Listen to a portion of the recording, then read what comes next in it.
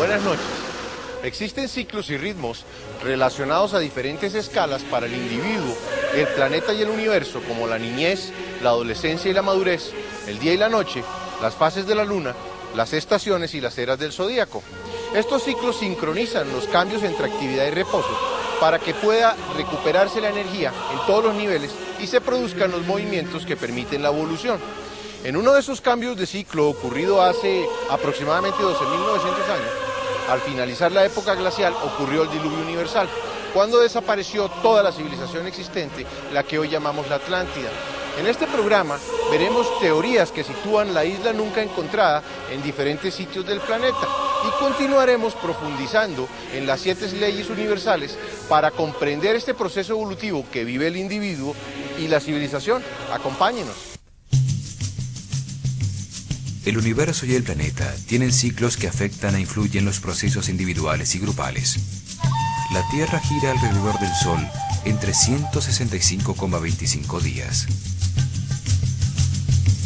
El sistema solar gira alrededor de Alción, el Sol central de las Pléyades, en un gran ciclo de 25.920 años. Y todo el conjunto gira a su vez alrededor del centro de la galaxia, en aproximadamente 220 millones de años.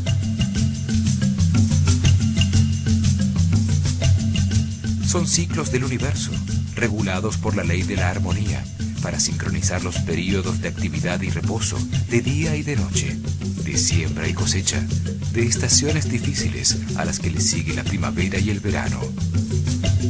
Están diseñados por el Creador para permitir el avance de las conciencias hacia la sabiduría. En todo ciclo, al pasar el punto medio de desarrollo de la estructura social, aparece la fuerza de disolución, que se intensifica en las 2/3 partes del ciclo. Al final de los grandes ciclos universales, se renuevan completamente los procesos geológicos, sociales y humanos para permitir el desarrollo de una nueva estructura para la evolución. Se cosechan las conciencias más evolucionadas y sabias entre miles de millones de almas para que asciendan en las jerarquías del universo como resultado de la comprensión obtenida con las experiencias de la vida. Es un momento que los libros sagrados denominan el juicio final, cuando los seres humanos se autoclasifican y aparece la información y los elementos necesarios para el próximo ciclo. Todos los seres humanos van subiendo por cada uno de los niveles de aprendizaje correspondientes a las 7 leyes universales. Las civilizaciones crecen como niños y desarrollan características sociales, económicas, políticas y religiosas que definen las respuestas de los individuos y las maneras de aprender sobre el universo.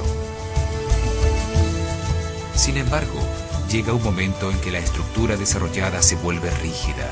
No permite los cambios que facilitan ese aprendizaje ni la comprensión necesaria para ascender en las jerarquías del universo.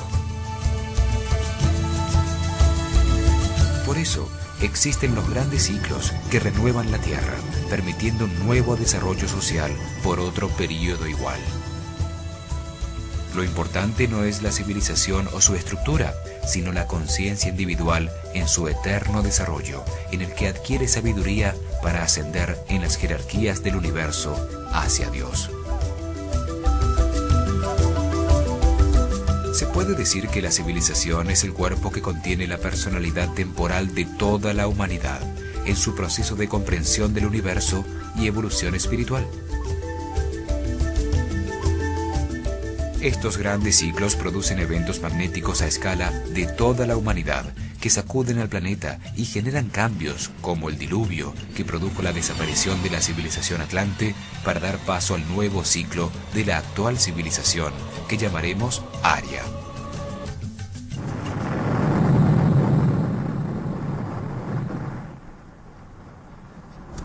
La Atlántida desapareció por los cambios que ocasionaron el final de la era glacial del Pleistoceno, al final del gran giro del sistema solar alrededor de Alción.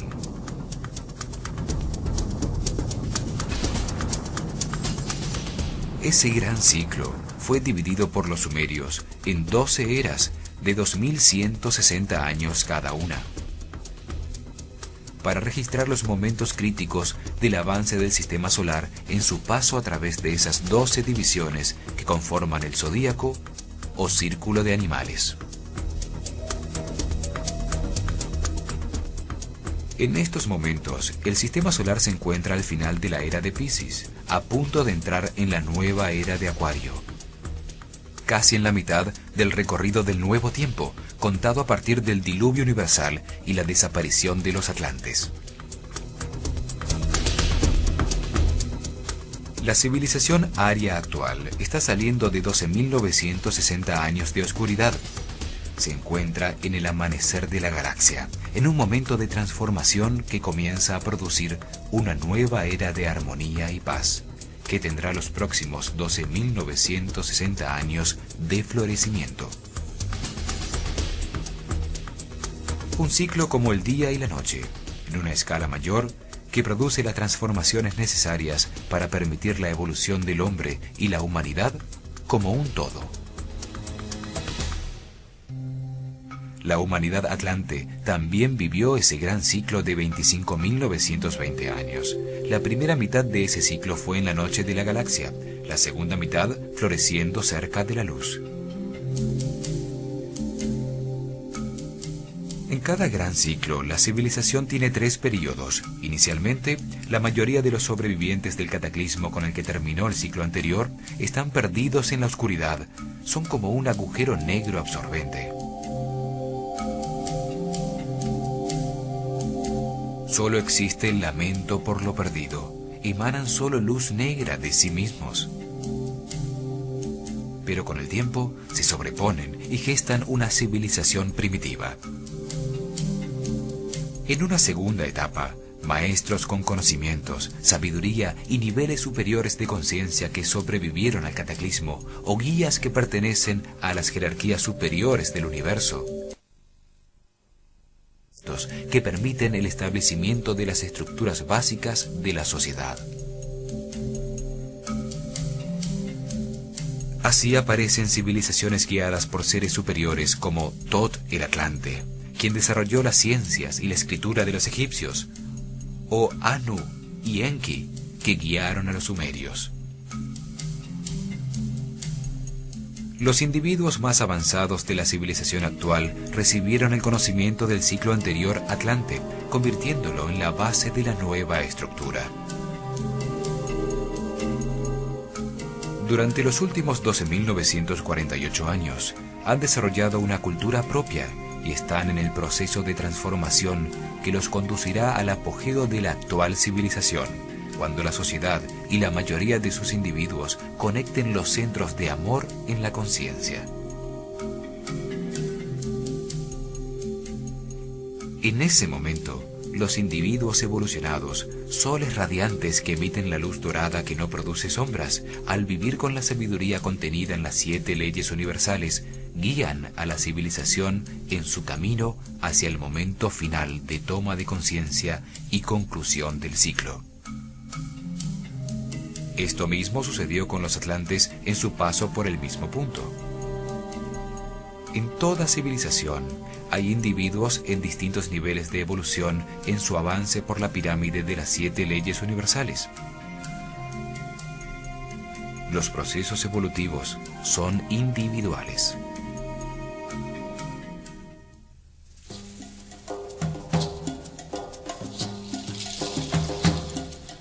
Según Platón, hace 13.000 años la Atlántida existió en una isla en el centro del Atlántico, y su cultura se extendió por toda la zona tropical del planeta en todos los continentes.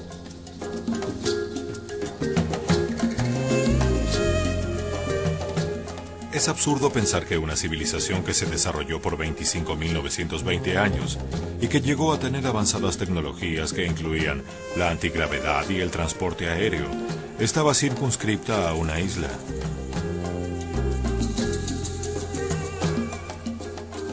Seguramente, como sucede actualmente, algunos países eran más desarrollados que otros, y el corazón de la civilización que llamamos Atlante podía estar en la isla.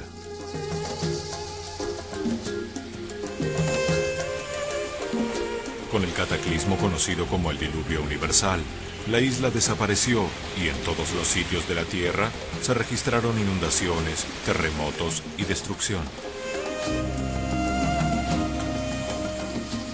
Los libros sagrados de casi todas las culturas registran el desastre que hundió bajo las aguas el dorado reino de una civilización con avanzada tecnología, precipitando a la barbarie a la mayoría de sus sobrevivientes.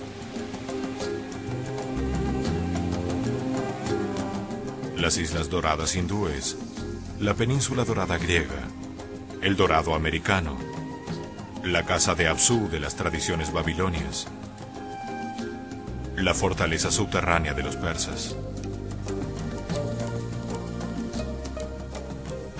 el Atala de los hindúes, el Tulapán Chiconautlán, Tuyán o Aztlán de los mayas, el llamado Códice Dresde de los mayas. Ilustra un eclipse anular de sol y una serpiente en el cielo que derrama torrentes de agua por la boca. El cielo se acercó a la tierra y todo pereció en un día. Hasta las montañas desaparecieron bajo el agua. El Popol Vuh, otro libro sagrado maya, sitúa al este la tierra de sus antepasados desaparecida bajo el mar, en un día en que también en su tierra había fuego en el cielo y una lluvia de agua y brea convirtió el día en noche cerrada. La tierra temblaba y los árboles y las casas caían en pedazos. El Chilambalam, el libro sagrado de los sacerdotes mayas, afirma que terribles erupciones y terremotos sucedían mientras las islas se sumergían bajo las aguas del mar y del cielo caía una lluvia negra.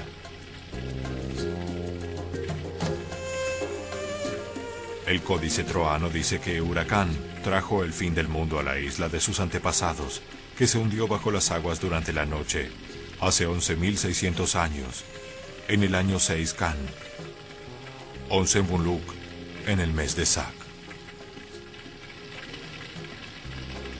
El Códice Boturini habla de la destrucción de la isla de sus antepasados por terremotos, una erupción volcánica y el hundimiento en el mar. Para los aztecas, Quetzalcóatl, el dios del aire, quien les enseñó el uso de los metales, de la agricultura y de las artes, llegó de Tlapallán, una isla al este que se hundió bajo el mar cuando se oscureció el sol y la lluvia destruyó todo lo que existía. En ese diluvio, solo sobrevivieron Coxcox y su esposa en una barca llena de animales. Los egipcios creían que su civilización había sido traída por Tot desde Amenti, el rojo país de los muertos que se encontraba al oeste donde vivían los misteriosos Hanebut, la gente de los pilares gemelos.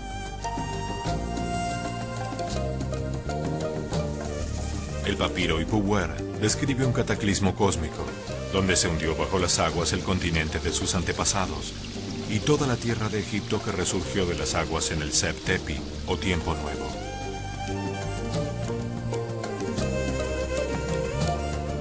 Los fenicios, cuyo nombre significa rojos en griego, aseguraban que sus antepasados procedían de una isla de fuego.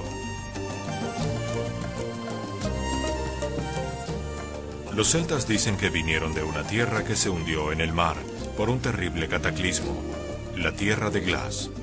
También la llamaban el paraíso hundido o Cantref Wellow.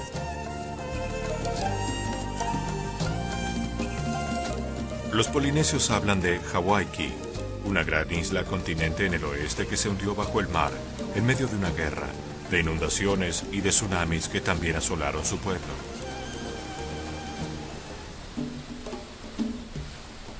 Platón no es el único escritor antiguo que habla de una civilización anterior. Virgilio en las Geórgicas y Tíbulo en las Elegías nos cuentan de una civilización desaparecida donde no existía la propiedad privada. La tierra era de todos y se vivía en gran armonía.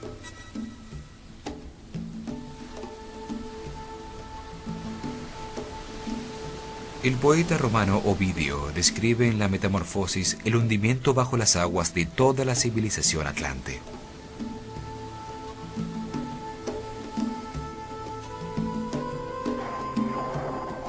Había antaño tanta maldad sobre la tierra que la justicia voló a los cielos, y el rey de los dioses decidió exterminar la raza de los hombres. La cólera de Júpiter se extendió más allá del reino de los cielos. Neptuno, su hermano de los mares azules, envió olas en su ayuda y copó la tierra con su tridente, y ésta tembló y se estremeció. Muy pronto, no era ya posible distinguir la tierra del mar. Bajo las aguas, las ninfas nereidas contemplaban asombradas los bosques, las casas y las ciudades. La mayoría de los pueblos sobre la Tierra registran una destrucción generalizada alrededor del globo por un cataclismo que destruyó una dorada civilización. Todo indica que el diluvio ocurrió entre el año 10.500 a.C. y el 11.500 a.C. Los calendarios de casi todas las culturas comienzan a contar lo que llamaron el Nuevo Tiempo en ese periodo. Los calendarios egipcio, maya, inca y persa eran muy similares. Todos dividían el año en 18 meses de 20 días y tenían un periodo de transición de 5 días de fiesta para recibir el año nuevo. Los persas, que practicaban la religión de Zoroastro, comienzan a contar el Nuevo Tiempo en el año 10.600 a.C.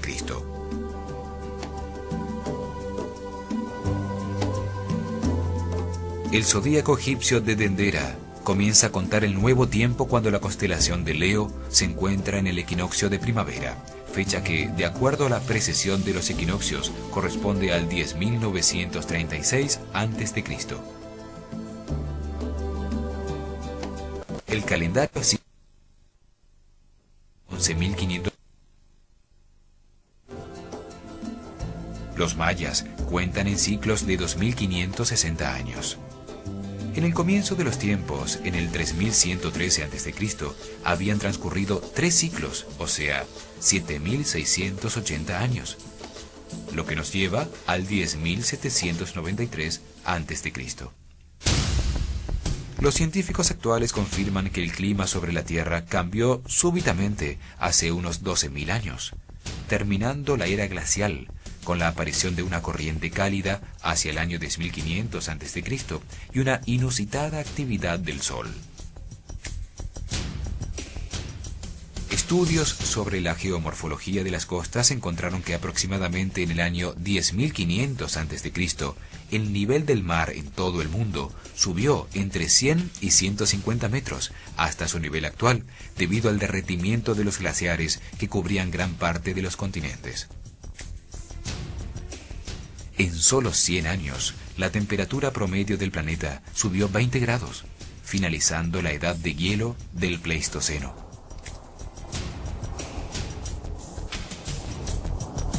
Los continentes cambiaron de forma al derretirse la masa de hielo, que liberó la presión isostática sobre la corteza de la Tierra, produciendo nuevas montañas y fuertes movimientos en las placas tectónicas. Esto produjo la extinción de muchos mamíferos, el cambio de la forma de los continentes y el hundimiento de la Atlántida. El investigador Zecharia Sitchin se basa en tablas sumerias para afirmar que el final de la era glacial, del Pleistoceno y el diluvio sucedieron entre el 10.500 y el 11.000 a.C.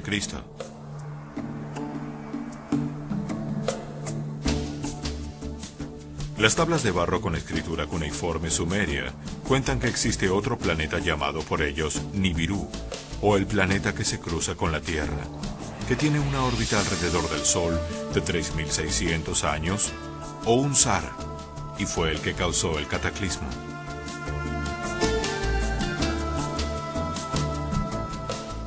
El cruce cercano a la órbita de la Tierra de Nibiru, el planeta no reconocido, con su campo magnético y fuerza gravitacional, desestabilizó a la Tierra moviendo su eje de rotación. En ese momento el clima del planeta cambiaba. La temperatura promedio había subido 20 grados en 100 años, y los glaciares existentes en todos los continentes y los hielos de los polos se encontraban bastante sueltos.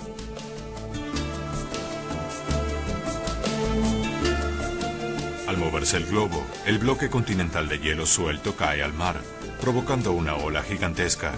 Un tsunami de cientos de metros de alto que penetró en miles de kilómetros, destruyendo todas las ciudades existentes y devastando todos los continentes.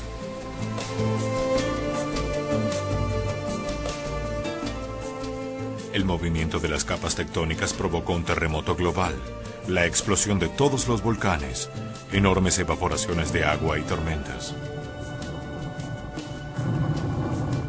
Miles de kilómetros cúbicos de polvo oscurecen el cielo, produciendo un efecto invernadero que no deja escapar el calor, aumentando la temperatura, terminando de derretir los glaciares y sumergiendo continentes.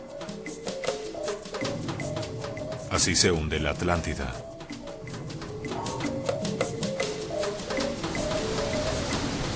Las ciudades, los centros de la cultura, habían desaparecido. La catástrofe impone condiciones a los sobrevivientes.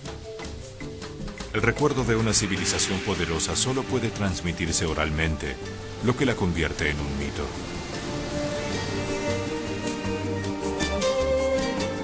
En todas las culturas aparece el mito del diluvio y de un ser a quien le avisan de la inminente catástrofe, con órdenes precisas de aprovisionarse, reuniendo semillas y animales para reiniciar la civilización.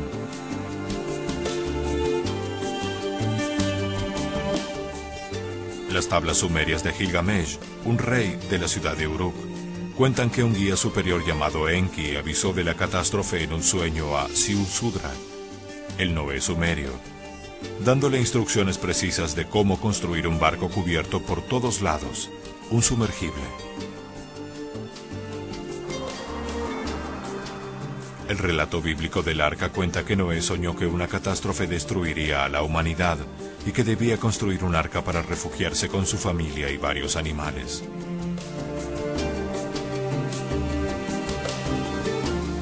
El Zendavesta persa cuenta la misma historia, pero la protección de Yima, su familia, animales y plantas fue en una cueva.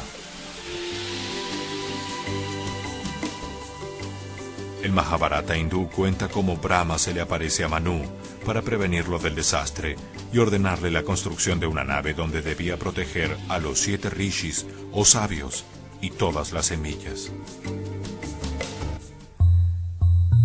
Si distintos Noés en diferentes partes del mundo fueron avisados de la catástrofe, esta debía tener origen en el sistema solar y se podía precisar en el momento en que iba a suceder.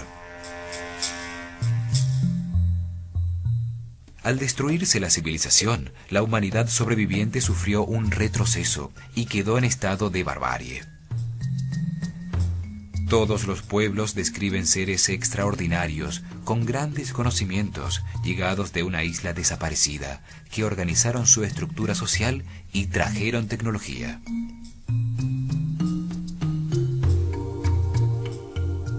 Enki y Anu, que organizaron a los sumerios. Tot a los egipcios. Quetzalcóatl, que venía de Aztlán. Viracocha, que llegó del norte a las tierras incas. Los imperios aztecas, mayas e incas fueron destruidos fácilmente por un puñado de conquistadores, por estar esperando el regreso de sus guías iniciales, seres altos, blancos y barbudos que venían del país del sol naciente.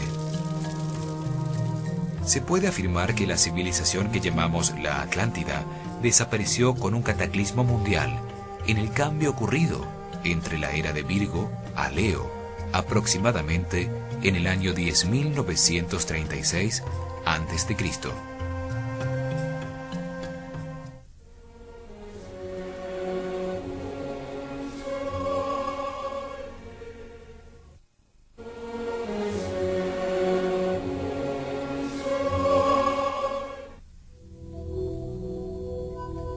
En 1900, Katie Frost publicó en el Times de Londres una teoría que situaba a la Atlántida en la Creta minoica. Hablaba de una pacífica civilización que fue el centro de un gran imperio unido por el mar. Argumentó que su capital, Knossos, junto con las ciudades aliadas, fueron destruidas cuando estaban más seguras y fuertes, como si todo el reino hubiera sido barrido por el mar, dando lugar a la leyenda de la Atlántida.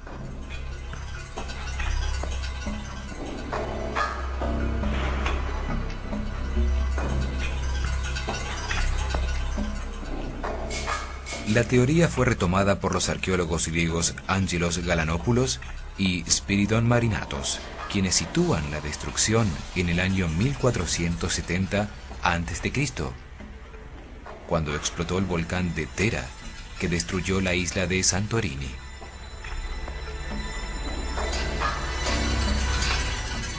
La explosión produjo una gigantesca ola, un tsunami, que barrió con sus aguas todas las islas cercanas, ocasionó fuertes tormentas, terremotos, y sus cenizas bloquearon el sol por años.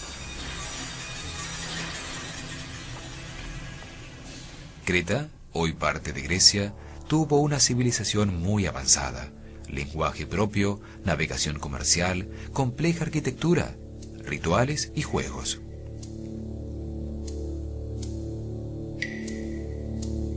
Dice la leyenda que el palacio del rey Knossos fue construido por Daedalus, el padre de Ícaro, para albergar en su laberinto al Minotauro, hijo de los amores de la lujuriosa esposa del rey Minos, con un bellísimo toro blanco.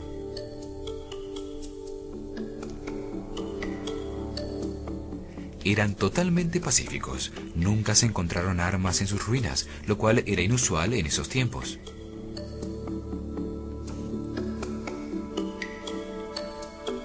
Marinatos justifica la diferencia entre las cifras descritas por Platón y las de su teoría, diciendo que un escriba anterior, al sacerdote que le transmitió la información a Solón, confundió el símbolo egipcio de 100 y multiplicó todas las cifras por 10.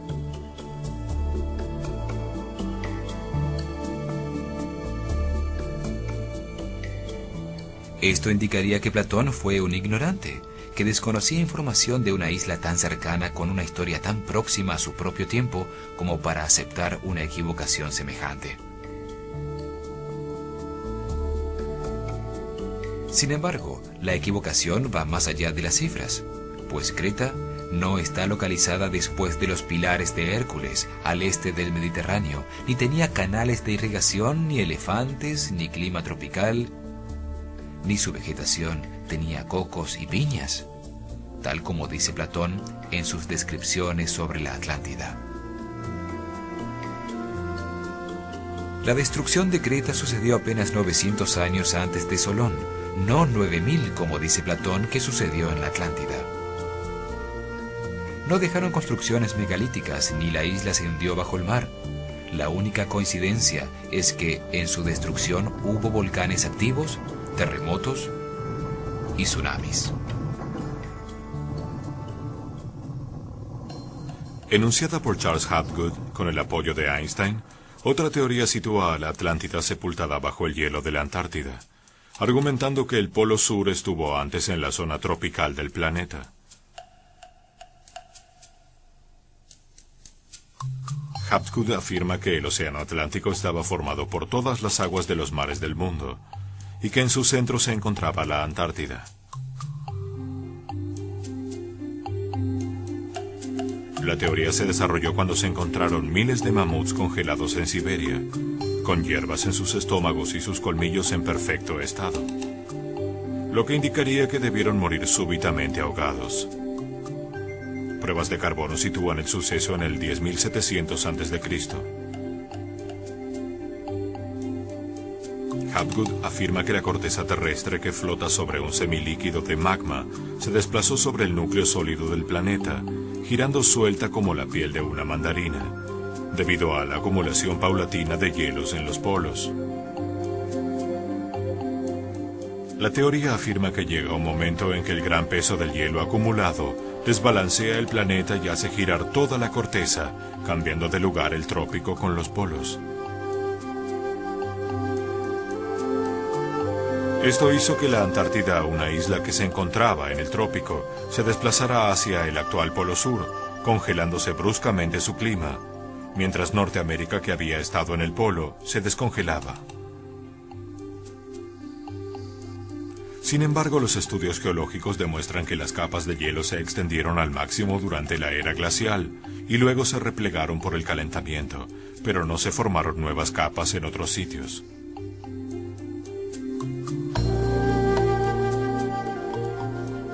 Los bosques ecuatoriales como los del Amazonas, África e Indonesia han existido allí por millones de años, desarrollando gradualmente su enorme variedad de especies y ningún cambio en el eje de giro los ha congelado o desplazado. El polo magnético ha cambiado varias veces con las edades geológicas de la Tierra, pero esto no altera fundamentalmente la vida sobre la corteza terrestre. El polo celeste, determinado por el eje de giro de la Tierra con relación a la bóveda celeste, varía levemente debido al movimiento de la precesión de los equinoccios. Pero la conservación del movimiento angular convierte a la esfera terrestre en un gigantesco giroscopio que siempre ha tendido a mantener su eje de giro.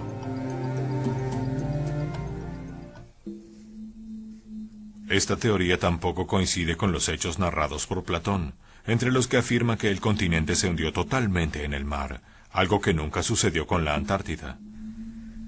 Una hipótesis presentada en 1920 por el científico alemán Alfred Wegener, aceptada por la geología moderna, afirma que los continentes actuales son, desde hace 160 millones de años, partes separadas de un único e inmenso supercontinente llamado Pangea. La ubicación de la gran isla Atlante desaparecida debe tomar en consideración la teoría de Wegener sobre el movimiento de los continentes. Su teoría afirma que los continentes y los océanos están situados sobre unas enormes placas llamadas tectónicas, de roca basáltica, cuarzo y feldespato que forman la corteza terrestre. Su espesor fluctúa entre los 15 kilómetros bajo la profundidad de los océanos y los 200 kilómetros en los continentes y flotan sobre un semilíquido de magma hirviente alrededor del núcleo sólido.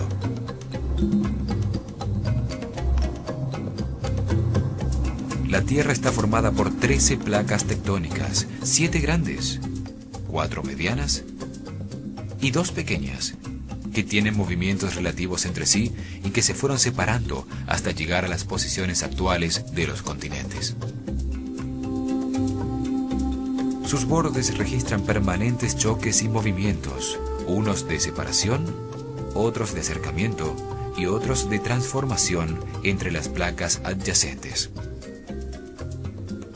En estos bordes suceden la mayoría de los terremotos y se localizan los volcanes del planeta. La placa más grande es la de Norteamérica, le sigue la que soporta a Europa y Asia. La tercera en tamaño es la placa del Pacífico, en cuyos bordes se encuentra el cinturón de fuego de volcanes. Las placas tectónicas de Sudamérica y África se han estado separando desde el comienzo de los tiempos y son de un tamaño muy similar al de la placa de Australia. La última gran placa es la que soporta el continente de la Antártida en el polo sur del planeta. Luego aparecen 4 placas intermedias de tamaño similar. La placa de Nazca, que trata de levantar el continente sudamericano metiéndose por debajo, y la placa arábica, la India y la Filipina.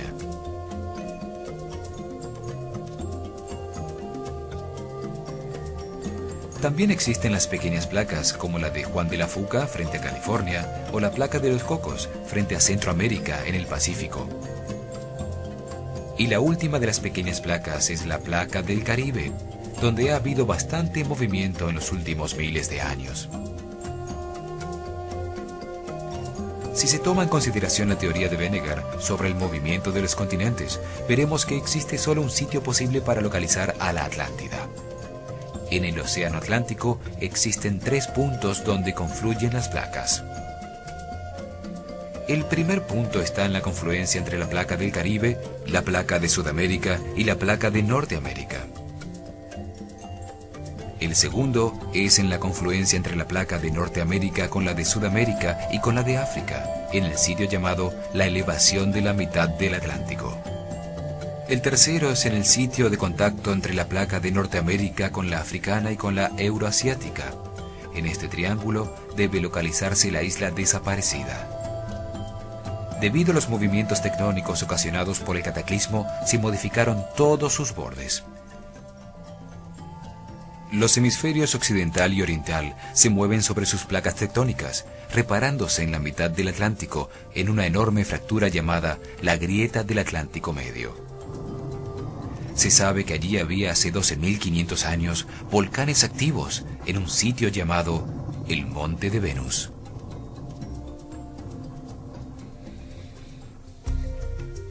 Si por alguna parte desapareció la Atlántida, puede haber sido por esta hendidura al final de la última glaciación, en el momento de los grandes movimientos telúricos y el diluvio universal.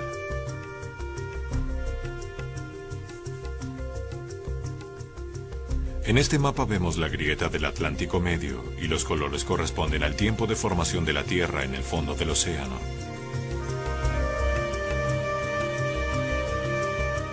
Podemos apreciar que la Tierra se consolidó a lo largo de la grieta en los últimos miles de años, mientras que el color verde predominante de los continentes nos indica que están así desde hace 90 millones de años.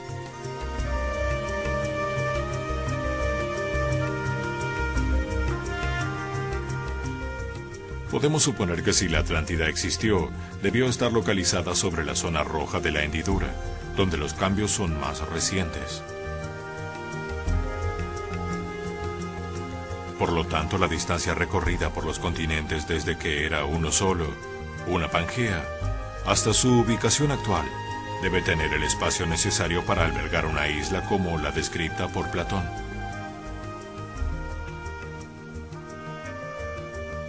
Se puede observar que la isla siempre tuvo el espacio necesario para existir, y que hace 150 millones de años puede haber formado parte del corazón de la Pangea. Quiere decir que puede haber existido una masa de tierra en la mitad del Atlántico, sin que esto contradiga a la teoría de la separación de los continentes. Desde la aparición de la vida orgánica, la tierra y el agua han luchado por su supremacía. Continentes e islas se han hundido en el mar, y muchas nuevas han surgido del fondo. Penínsulas se han convertido en islas al hundirse el cuello de tierra que las unía con los continentes. Los bordes de los continentes e islas nunca han permanecido exactamente iguales, ni siquiera por una hora. Están continuamente en cambio. Los geólogos modernos, estudiando las capas y estratos en el planeta, saben que la tierra y el agua han cambiado de sitios repetidas veces.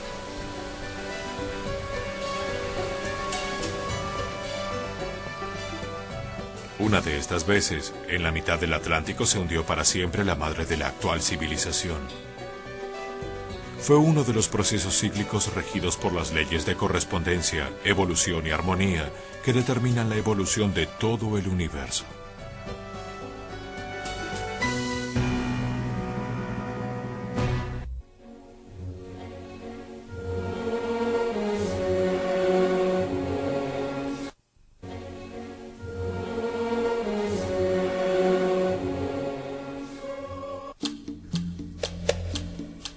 Los atlantes más evolucionados encontraron que la naturaleza no responde al azar ni al capricho de un dios emocional, sino que está regulada por 7 leyes fundamentales que han existido desde siempre. Los seres humanos, sus organizaciones y procesos están regulados por estas leyes universales. Todo lo que sucede está determinado por una de esas leyes. Todo lo que existe es perfecto y tiene un propósito.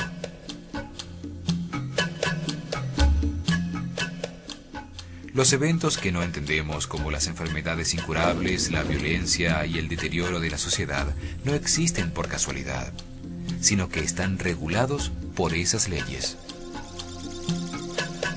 Conocer, entender y aceptar las leyes universales que rigen los procesos de la civilización permiten ver que cada ser humano es parte de un proceso de evolución universal.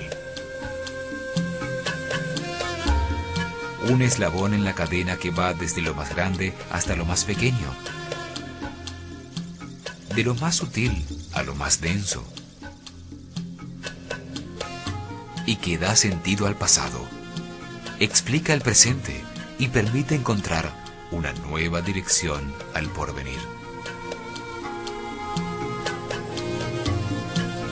Esta comprensión produce al individuo la seguridad de avanzar hacia una nueva forma de civilización, más armónica y con más satisfacciones para toda la humanidad. También brinda a cada ser humano las herramientas para llenar su vida presente de armonía y felicidad. La ley de la naturaleza, en base a la pirámide de las leyes, codifica en el ADN de todos los seres vivos la estructura de los cuerpos físicos y las conductas instintivas de cada especie para propiciar su multiplicación, mantenerlos con vida y permitir que se defiendan de la agresión.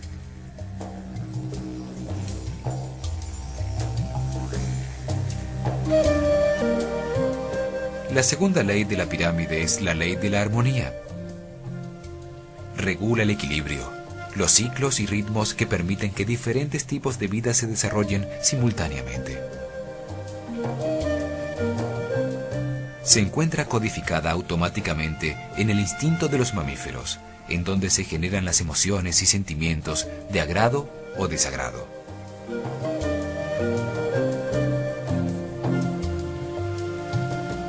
Lo que genera armonía y permite las relaciones equilibradas entre las especies produce agrado.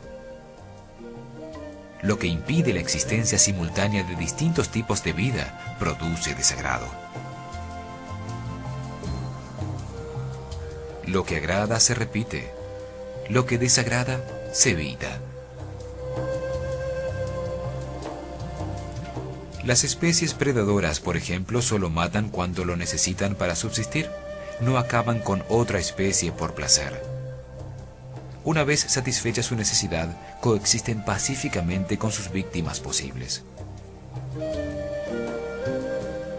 En el hombre, la armonía se logra paulatina y conscientemente a lo largo de la vida. Almacena en la memoria intelectual los distintos conceptos que ha aprendido para definir lo que para él es belleza y arte.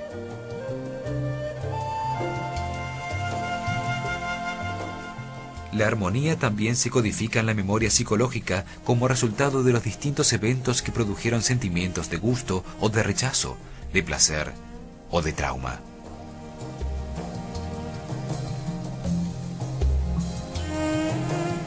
Estos conceptos y recuerdos permiten que el hombre pueda establecer una relación de equilibrio entre dar y recibir que produce agrado y armonía. La ley de la armonía regula los ciclos y ritmos de todo lo que existe, sincronizando y permitiendo las relaciones de la diversidad para dar lugar al universo.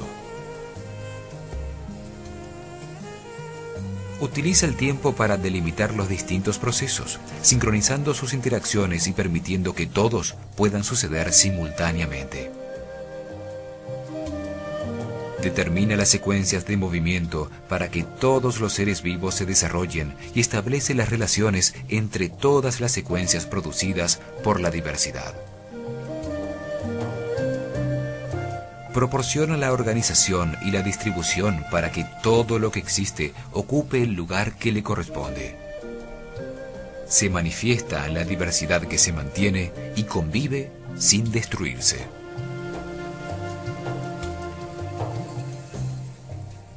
Reconocemos su acción en la interacción de los reinos de la naturaleza para mantener la vida en las estaciones. También en las perfectas relaciones que existen entre todas las especies en el diseño de los diferentes instintos de defensa y agresión.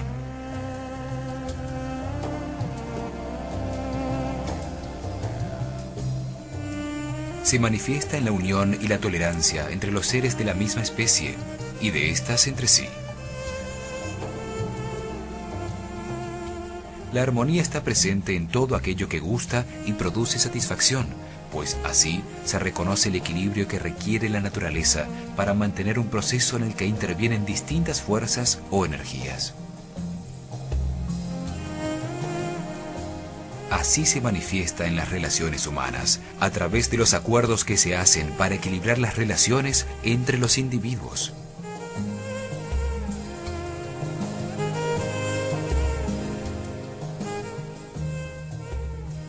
El hombre se encuentra dentro de la ley de armonía cuando tiene buenas relaciones con las demás personas, cuando existe la sensación de agrado, de cordialidad, amabilidad y estética.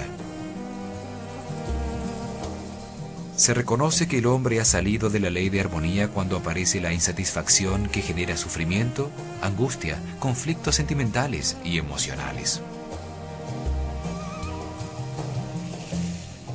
Estos sentimientos le permiten reconocer que no existe la armonía y lo impulsan a buscarla. Esta decisión consciente de buscar la armonía, eliminando las limitaciones autoimpuestas, permite al hombre respetar esta ley y entrar en una nueva etapa en la que sus relaciones no vuelven a tener conflictos. Hemos determinado que el diluvio universal sucedió hace aproximadamente 12.900 años, destruyendo la civilización atlante que ocupaba los sitios habitables del planeta en esa época glacial. Concluimos que la isla se encontró en la mitad del océano Atlántico, en la confluencia de todas las placas tectónicas de los continentes a su alrededor. También avanzamos en la visión del universo desde las 7 leyes universales, profundizando en la ley de la armonía. En nuestro próximo programa veremos la ciudad de Poseidones y la isla de la Atlántida desde el punto de vista de Platón y de las canalizaciones de los clarividentes akáshicos. También continuaremos viendo las 7 leyes universales. Acompáñenos.